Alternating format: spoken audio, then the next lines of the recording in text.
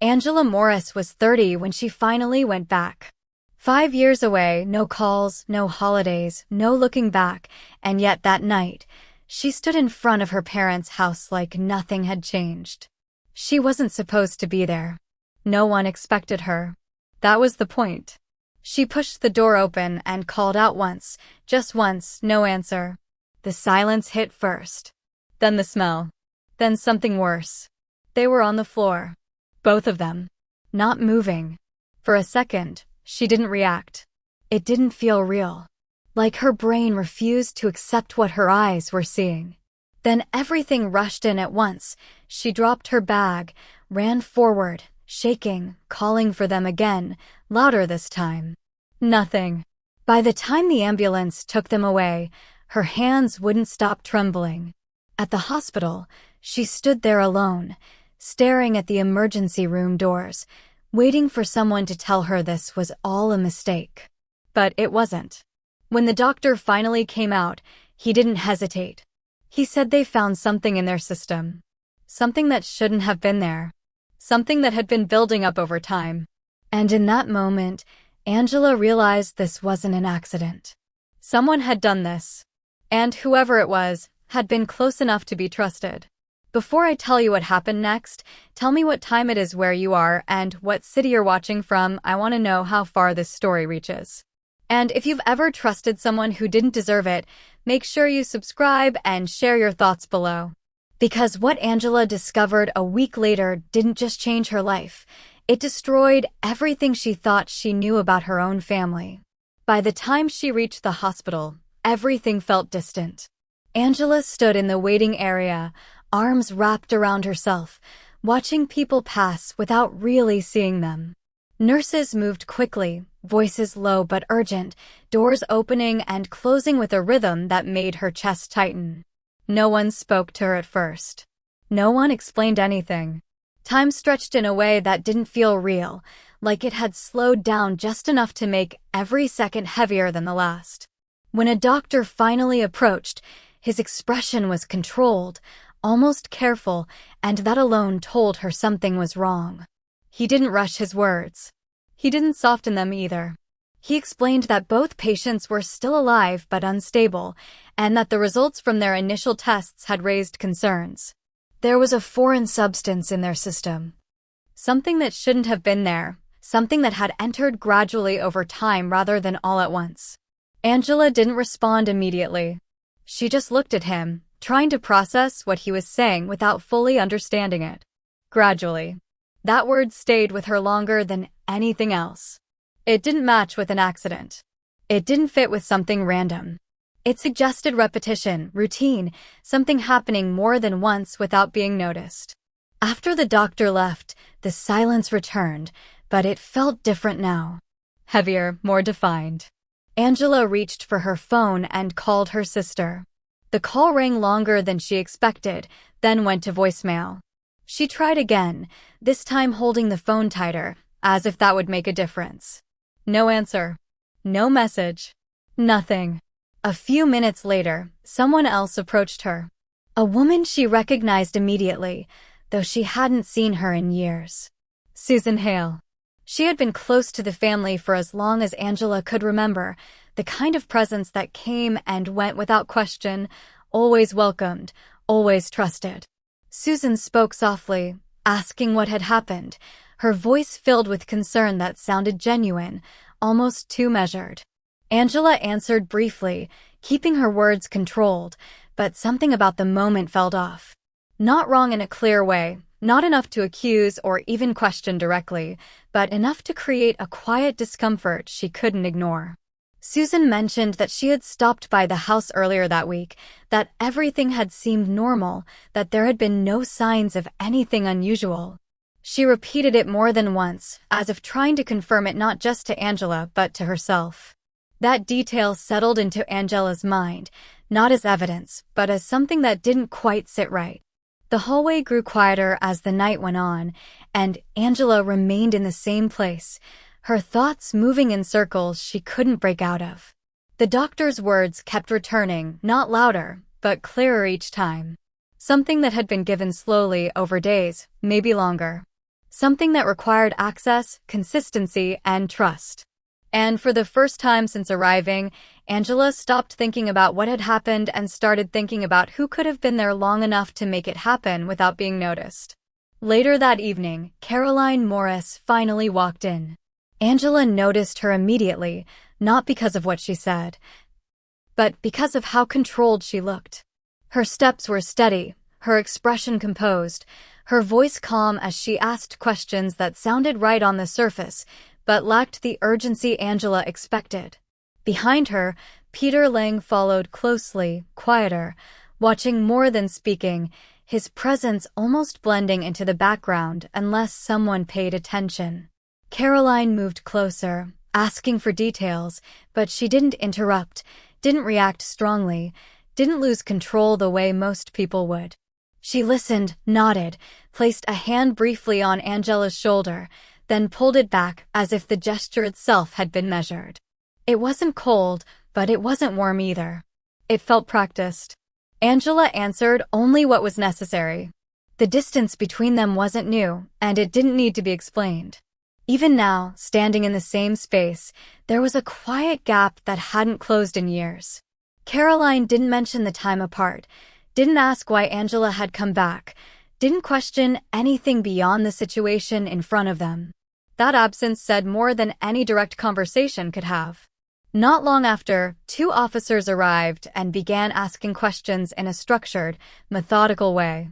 They moved through the information step by step, focusing on routines, visitors, and access points rather than emotions.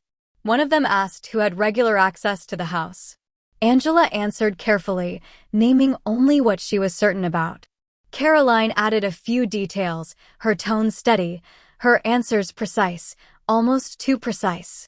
There were no signs of forced entry. That detail shifted the atmosphere immediately. The officers didn't need to explain what it meant. Everyone in the room understood. Whoever had been involved hadn't broken in, hadn't forced anything, hadn't left damage behind. They had been allowed inside, or they had never needed permission in the first place. Peter spoke briefly when asked, confirming timelines, explaining where they had been, providing details that matched what could be verified. He didn't elaborate beyond what was necessary, and his restraint made it difficult to read him clearly. He wasn't defensive, but he wasn't open either. Caroline stayed consistent the entire time, never contradicting herself, never hesitating, never appearing uncertain. She responded exactly when needed, no more, no less. That level of control stood out to Angela in a way she couldn't fully explain, not as proof of anything, but as something that didn't fit naturally with the situation. As the officers continued their questions, Angela found herself paying less attention to what was being said and more to how it was being said. Small details began to matter more than the words themselves, the timing of responses, the lack of overlap, the absence of confusion. By the time the officers finished and stepped away, the room felt tighter, as if the space itself had narrowed. Nothing had been confirmed, nothing had been decided, yet the direction had shifted. The focus was no longer on what had happened, but on who had been close enough, consistent enough, and trusted enough to be there without raising suspicion. Over the next few days, the weight of everything began to settle in.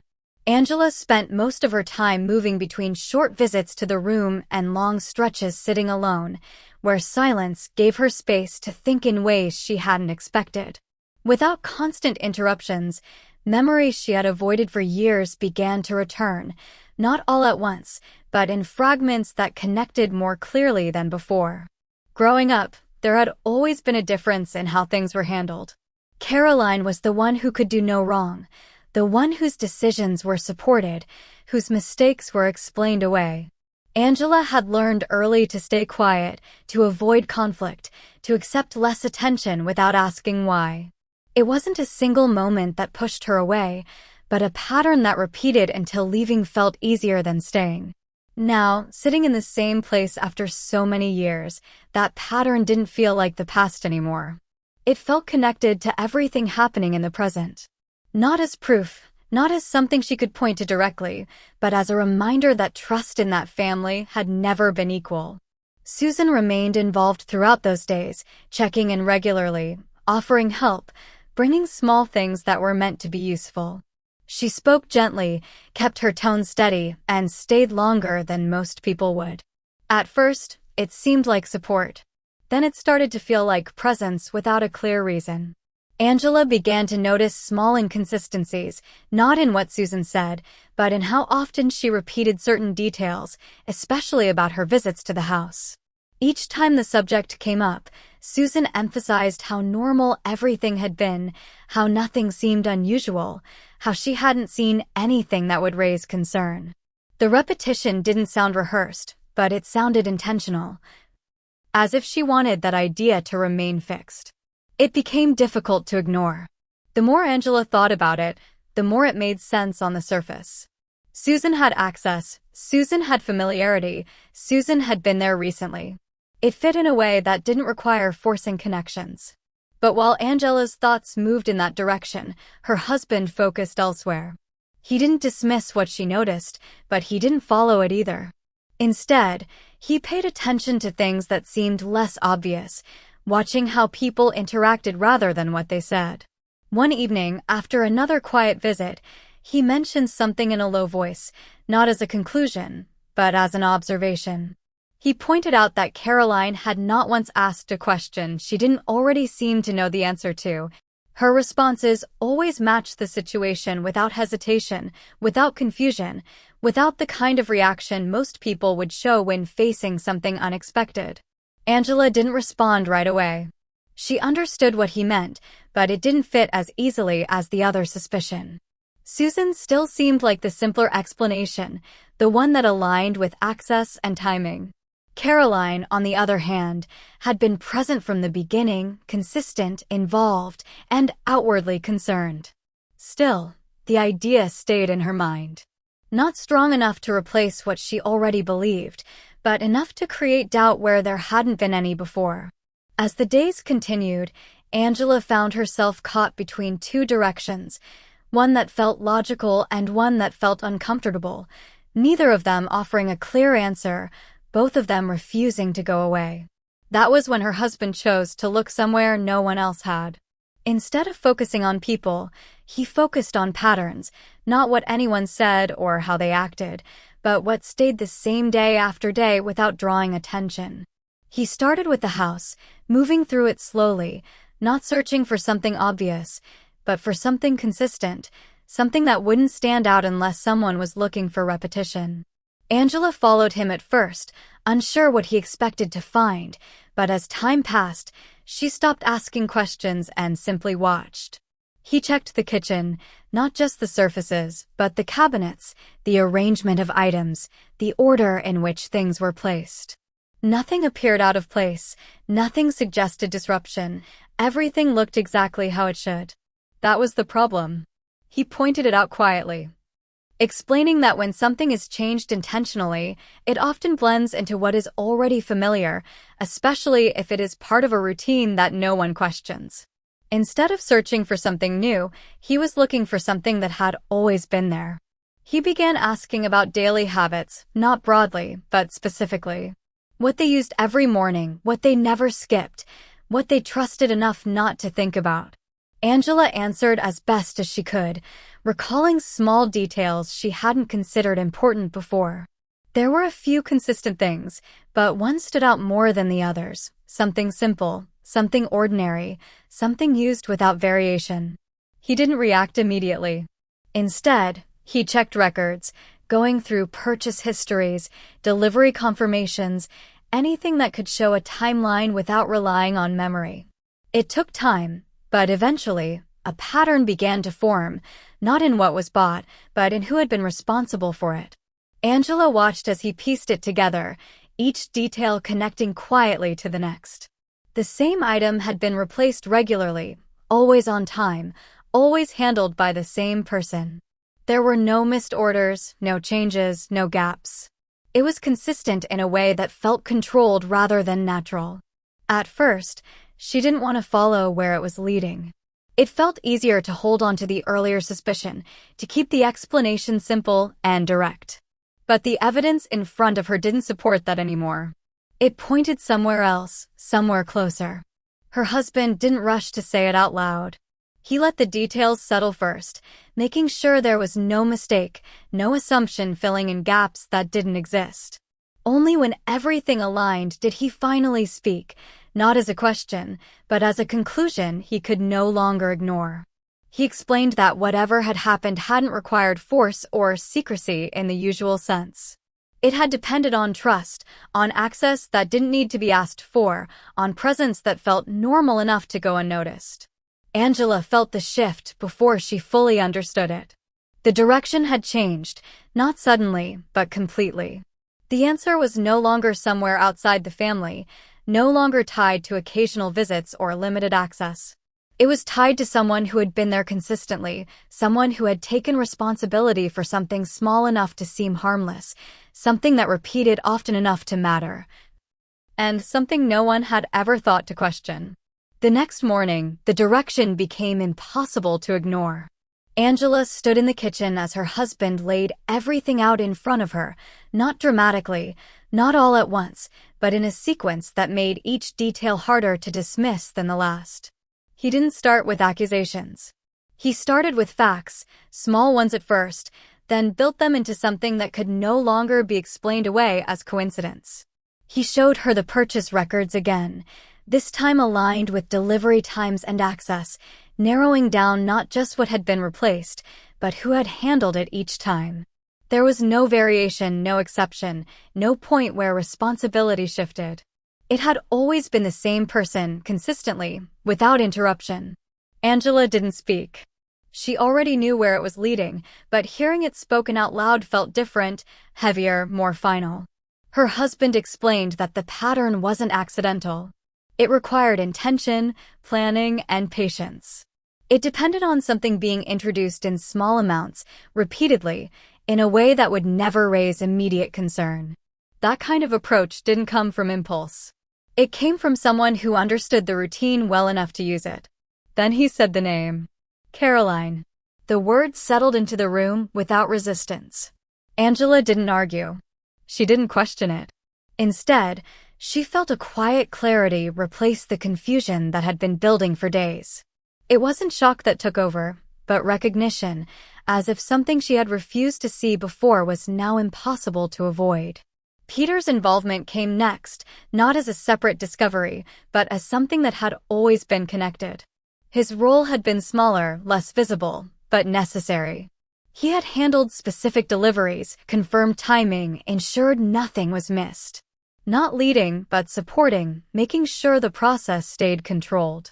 Angela's thoughts moved quickly, not in denial, but in alignment.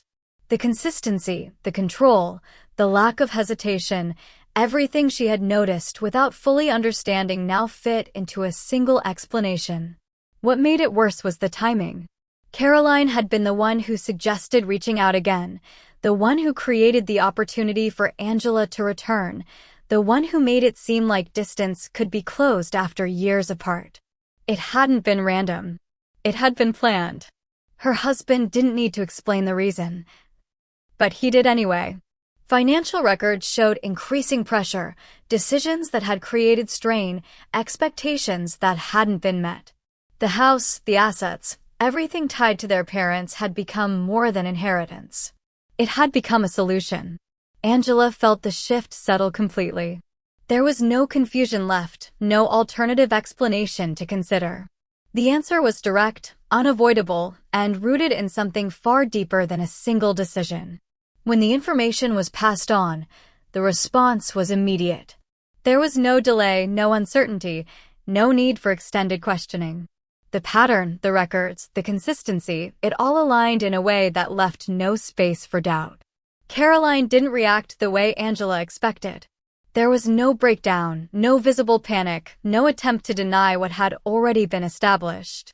She remained controlled, even then, as if the outcome had been anticipated long before it arrived. Peter said very little. He didn't argue, didn't explain, didn't offer anything that could change what had already been determined. Angela watched it unfold without stepping forward, without interrupting, without trying to hold on to anything that was already gone. In that moment, The truth didn't just answer what had happened.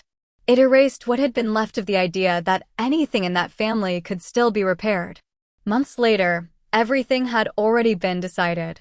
The courtroom was quiet in a way that felt controlled rather than calm, as if every outcome had been set long before anyone took their seat.